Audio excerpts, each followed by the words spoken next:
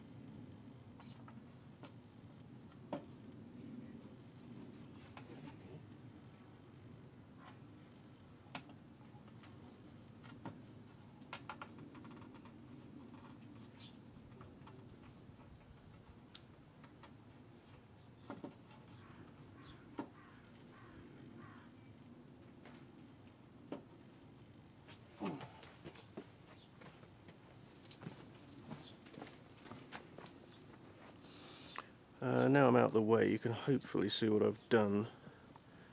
The clamp sits on the outside of the wood and is pushing in on either side. I immediately slightly have my doubts about the way the clamp is designed, because there's sort of one support area that's not necessarily giving as much support as that central one there in the middle of the picture. I may take the camera off its tripod and give you a quick close-up of this before I stop filming for now. So yeah, here it is in close-up. We have a fine-tuning mechanism at the top of the thing, a more aggressive tightener at the bottom here. I'm sure more avid DIYers will tell you I should probably be doing this by something other than by hand, but I'm approaching this project as a total novice and relying upon other people with more experience to help me. So that is the join. I'm not overly happy with how well I cut this wood. There's a definite gap there, and I have a terrible feeling I'm going to have to start the process all over again when I come back in about 24 hours and see if that has taken, because I have a terrible feeling it will take, but down this side where it's holding quite true, rather than necessarily across the whole of the join. But there you are, that's my inexperience and that's my doubts about the way this clamp is holding, because as I say, it provides a lot of support here, but then not so much support, well, there, where I happen to think it's quite important. So, well, I guess we'll come back in 24 hours, we'll have a sort of moment of truth moment for Sunday afternoon and see if that join has taken. What I do worry about is people who tell me to use screws at this point, and I'm going, well, yeah, that's the available surface area just there. So it would really need 4 screws, and I could probably only get 2 in. So, yeah, I guess part 2 of this particular video will be in 24 hours time. It may be time for a caption. Hello, I think this bit should be called 27 hours later. After being plagued with intermittent rain, the weather has settled down enough, and after several attempts I have managed to introduce, as it were, 2 screws into the first corner join of the base. Well, I'm about to drag this camera over and film what may be the moment of truth, either triumph or disaster, when I remove the clamp that has been holding the wood glue in place for about 26 hours now. So here we are, there's the join. For 24 of those 26 hours, this slightly suspect association has been created with wood glue. But in the past few minutes I have inserted those 2 screws. I've also measured by hand with the screws how far in they're meant to have gone, and they should be holding the wood by at least a good, well, in old money, an inch. So assuming I can film this with one hand, and I don't know if I can. I think I can just let it go with one fell swoop actually. Oh, no, I'm going to have to manually.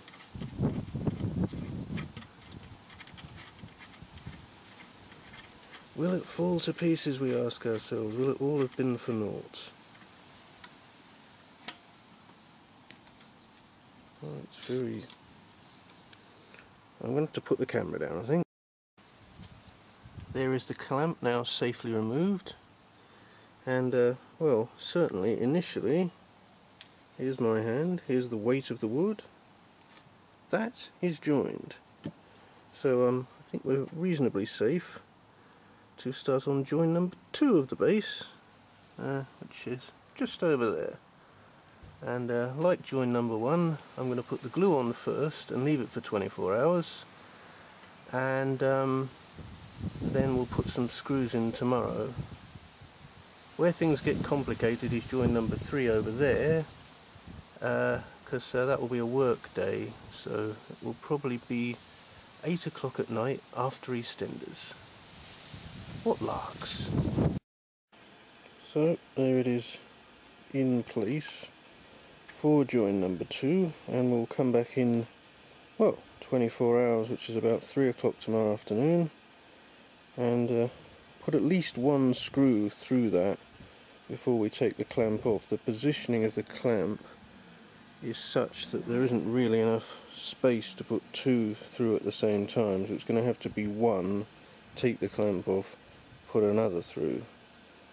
But there it is for now. Well, hello and welcome to 24 hours later. That was the corner that I joined together yesterday. This one over here is just about nearing the end of its 24 hours of gluing. And as you may be able to see from the size of the structure now, we're faced with a problem. I had hoped to lift it up into here, the workmate, but it's a bit, well, big. So I'm certainly going to try to insert the initial screw while it's still lying down there. And I'll get back to you shortly with how well that fares, because I'm just about to lie down on the paving to drill the pilot hole. So there you have it, drilled from an entirely prone position, as moving this is not easy. Is the pilot hole for corner 2. So I'm now going to attempt to get a screw in that before I even move this structure around. Well, it took a little bit of experimenting with the drill settings, or the screwdriver settings I should say, but that is now in and straight. And now the real fun. Hopefully it will hold together, but I'm hoping to put it into the workmate so this can come off and I can get access to that lower area and put a second and final screw into this corner. Well, it didn't suddenly creak and give way. It is holding. It seems to be holding better than the join down there that I did yesterday. So, a nice jet aircraft goes over. The idea now is, if I could extract the pencil from my pocket, to put a hole about there. And so it will be drilled through, put another screw in, and then we'll lay the thing back down on the ground for another 24 hours worth of gluing. I wasn't keen on the movement I was getting out of this long piece of wood, so I've put the 90-degree clamp back in place, albeit in a slightly makeshift manner, to hold everything flat and form the proper 90 degrees before I drill here, and so hopefully it will actually join straight with what I'm about to do. There you are, one pilot hole. Now all that remains is to stick a screw in it, and we'll get this thing laid back flat to get the next bit of gluing done over the next 24 hours. Well, in a great act of time saving and generosity, my dad is now helping out with this particular bit of assembly. At least one of these screws, if not both of them, have actually been put in by hand, because we managed to drill larger pilot holes with that particular drill bit there. So hopefully tonight, before it even gets dark, we will get that 4th join done, and you never know, I might even get the thing put away out of the rather variable weather before I get back to work tomorrow. Well, as you can see, we've had to resume working on the ground here, mainly because what was this piece of wood turned out to have a rather nasty twister, a warp in it. So this is a replacement piece of wood that would originally have fitted in the centre here as a strengthening strut. So we're now rejoining this. I'm probably going to have to pick the whole thing up and flip it over in a minute to get the screws in at that end there. So there you have it, all four corners are now screwed together. The outer base is complete. I have to go back to work tomorrow, so it's probably going to sit back in storage until next weekend, when we'll start work on the support structure that will fit within that. But here endeth part 3, a lot more successful than part 2.